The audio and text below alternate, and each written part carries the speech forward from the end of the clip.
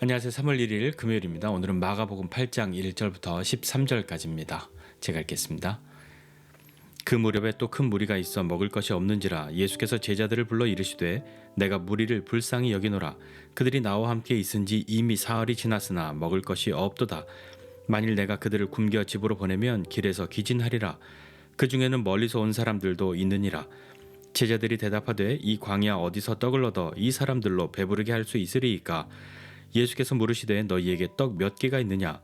이르되 7이로소이다 하거늘 예수께서 무리를 명하여 땅에 앉게 하시고 떡 7개를 가지사 축사하시고 떼어 제자들에게 주어 나누어 주게 하시니 제자들이 무리에게 나누어 주더라. 또 작은 생선 2마리가 있는지라. 이에 축복하시고 명하사 이것도 나누어 주게 하시니 배불리 먹고 남은 조각 7광주리를 거두었으며 사람은 약 4,000명이었더라. 예수께서 그들을 흩어보내시고 곧 제자들과 함께 배에 오르사 달마누다 지방으로 가시니라. 바리새인들이 나와서 예수를 힐난하며 그를 시험하여 하늘로부터 오는 표적을 구하거늘 예수께서 마음속으로 깊이 탄식하시며 이르시되 어찌하여 이 세대가 표적을 구하느냐. 내가 진실로 너희에게 이르노니 이 세대에 표적을 주지 아니하리라 하시고 그들을 떠나 다시 배에 올라 건너편으로 가시니라. 아멘. 오늘 본문은 우리가 잘 알고 있는 오병이어의 이야기와 굉장히 비슷한 이야기죠. 흔히 칠병이어라고 하는 이야기인데요. 많은 사람들이 예수님을 따랐습니다. 근데 예수님을 따라올 때 예수님도 이동하시고 사람들이 점점 몰려드니까 또 너무 거기 있는 것이 좋으니까 집에 가고 싶지 않은 거죠. 어떤 사람들은 단단히 준비해서 왔을 것이고요. 어떤 사람들은 잠깐 가볼까 했다가 집에 못 가고 계속해서 따라다닌 사람도 아마 있었을 겁니다. 준비를 잘해온 사람은 뭔가 먹을 것도 챙겨오고 막 좀 그랬겠죠.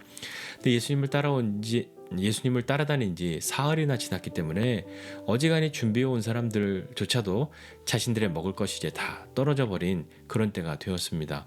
예수님이 제자들을 향해서 물으시죠.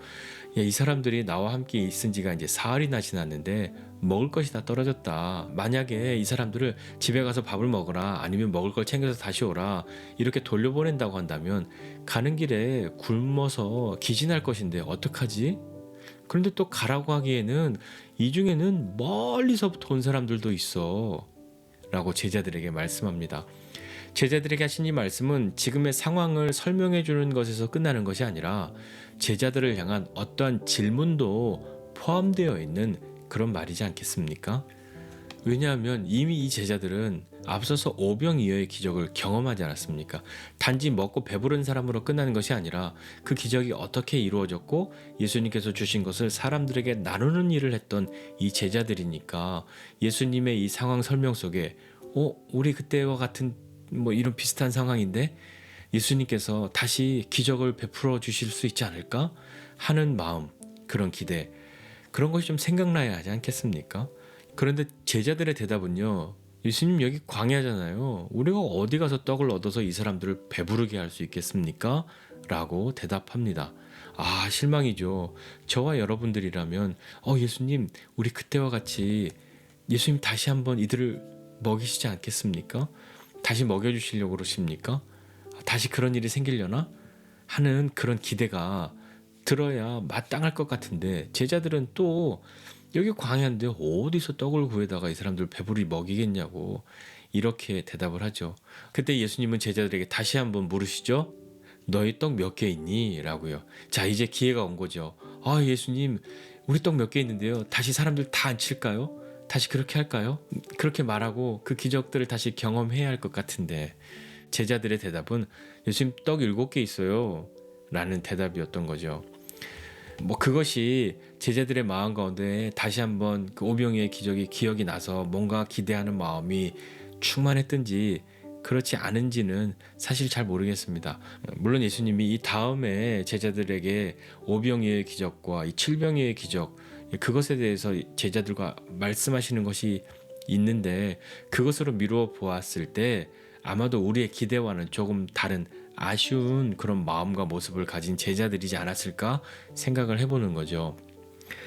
예수님이 무리를 명하사 땅에 다 앉게 하시고 오병이어의 기적 때와 같이 그것을 가지시고 축사하시고 떼어서 제자들에게 주시고 제자들이 그 무리에게 나누어 줍니다. 그리고 작은 생선도 2마리가 있었다 하고 그 생선도 같은 방법으로 나누어 주셨죠.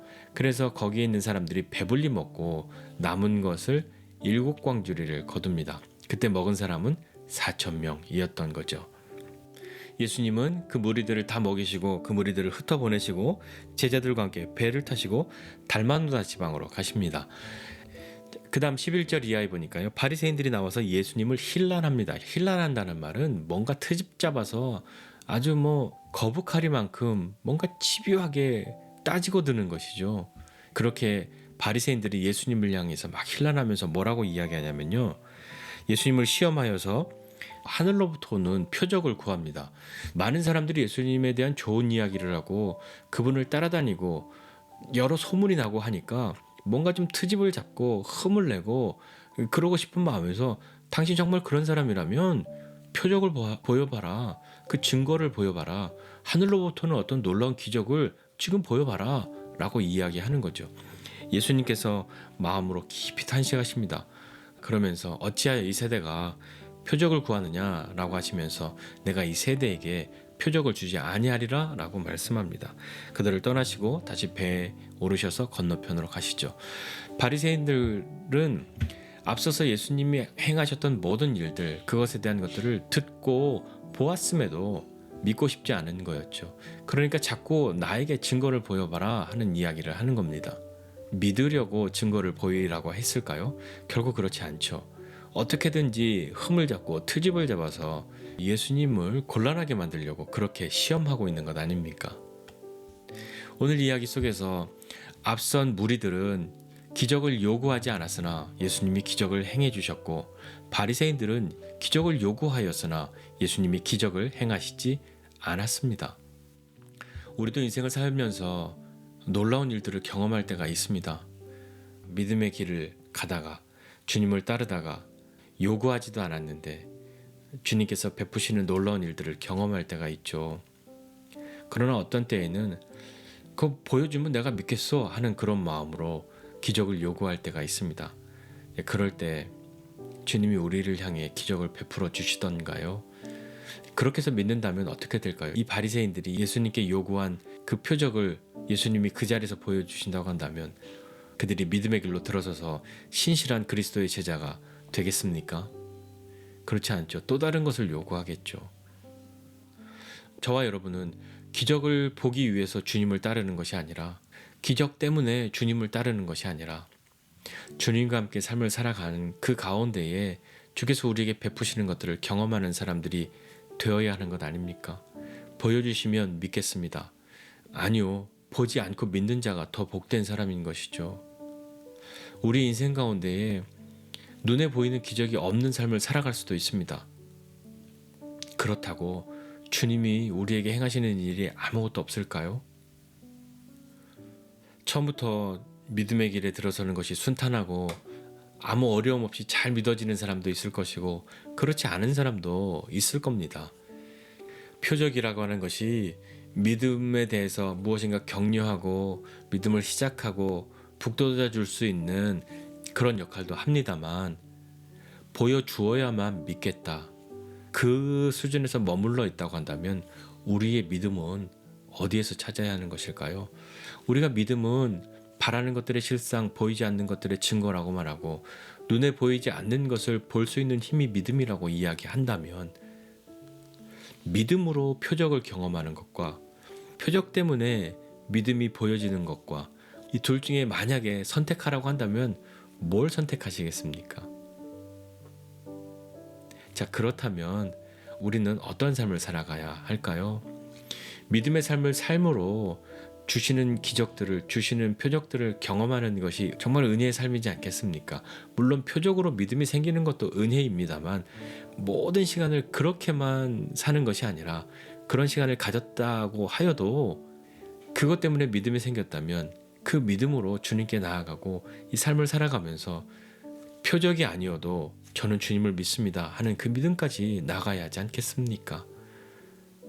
우리 표적을 구하는 그런 세대가 되지 말고 믿음으로 주님과 함께 삶을 살아감으로 주님께서 주시는 놀라운 일들을 경험하게 되는 저와 여러분 모두가 되시기를 주님의 이름으로 축복합니다.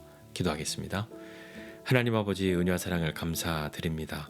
하나님 표적을 구하며 그것을 추구하고 따라다니는 사람 거기에만 머물지 않게 하여 주시고 믿음으로 주님과 함께 삶을 살아가면서 우리 인생 가운데 행하시는 주님의 놀라운 일들을 경험하는 그런 사람 되게 하여 주시기를 원합니다.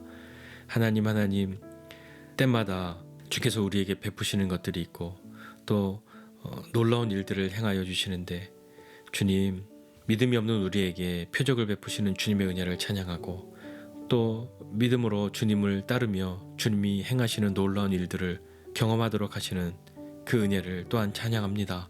하나님 아버지 우리에게 주의 은혜를 더하여 주사 표적을 구하는 세대와 같이 믿음 없이 표적만 구하는 것이 아니라 믿음으로 주님 앞에 삶을 살아가므로 주님께서 베푸시는 그 놀라운 일들이 우리의 믿음을 더욱 자라나게 하신다는 것을 경험하고 또한 기적이 없어도 주님을 믿는 그 믿음이 흔들리지 않는 우리 되게 하여 주옵소서. 감사드리고 예수님의 이름으로 기도드립니다. 아멘.